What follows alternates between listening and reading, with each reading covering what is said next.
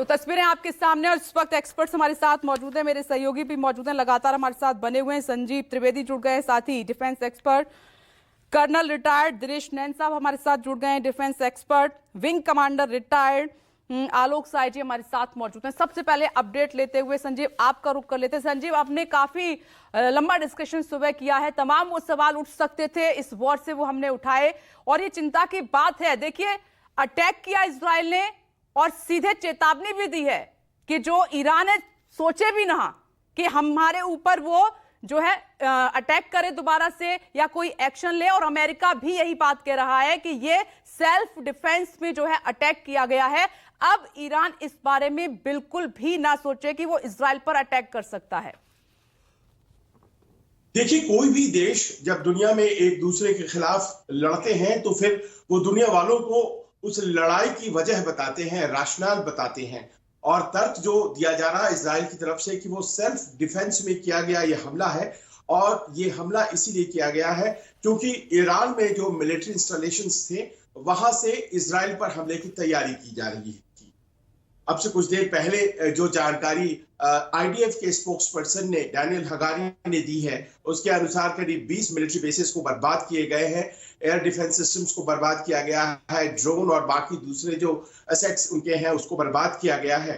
और कोशिश ये की गई है कि इजराइल के ऊपर ईरान अगला हमला न कर पाए।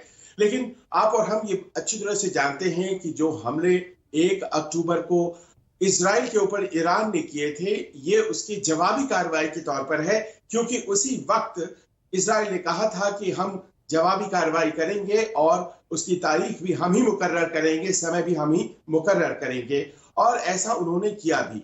लेकिन आपको याद होगा कि जब इजराइल ने ये हमले के बारे में बताया था तो उन्होंने ये भी बताया था कि ईरान के जो हमले थे वो बेकार हो गए, वो कुछ खास नहीं कर पाए हमारा नुकसान। और उसी प्रकार आज भी ये बात अब तक सामने नहीं आ पाई है कि आखिर कितना नुकसान और कैसा नुकसान है। क्या एक दूसरे को नुकसान पहुंचाने से ज्यादा एक दूसरे के ऊपर मनोवैज्ञानिक दबाव बनाने की कोशिश हो रही है?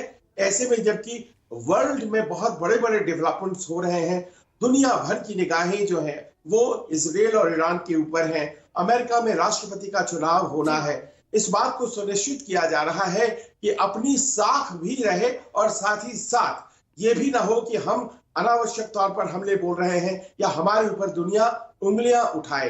ईरान ने भी जब हमला बोला था तो पहले से ही इस तरह का लगा जैसे कि जानकारी थी और सारे के सारे इजरायली बंकर्स में थे, बहुत बड़ा नुकसान नहीं हुआ। और आज जब इजराइल ने ईरान पे हमला किया है तो यही बताया जा रहा है कि एयर साइरेंस जो है वो कल से ही बज रही थी, खतरे की घंटी, और तमाम जो लोग बचने के लिए जहां जहां छुप सकते थे वो छुप चुके थे। और उसके बाद ये 2 घंटे के ऑपरेशन को अंजाम दिया गया है, डेज ऑफ रिपेंटेंस इसका नाम दिया गया है। और ऐसा लगता है कि इस तरह के जो साइकोलॉजिकल वारफेयर के लिए चीजें की जाती हैं ये चलती ही रहेंगी। थोड़े दिनों के बाद आप देखेंगे कि ईरान भी जवाबी हमला करेगा इजराइल के ऊपर। लेकिन अभी तक इसके नतीजे क्या होंगे, क्या आने वाले दिनों में ये वार समाप्ति की तरफ बढ़ भी पाएगा या नहीं, या फिर यहाँ वहां के राजनीतिज्ञों की ये जरूरत बन गई है वॉर, ये तमाम ऐसे सवाल हैं जो कि कल रात की घटना के बाद, कल रात के अटैक के बाद सामने खड़े हो गए हैं।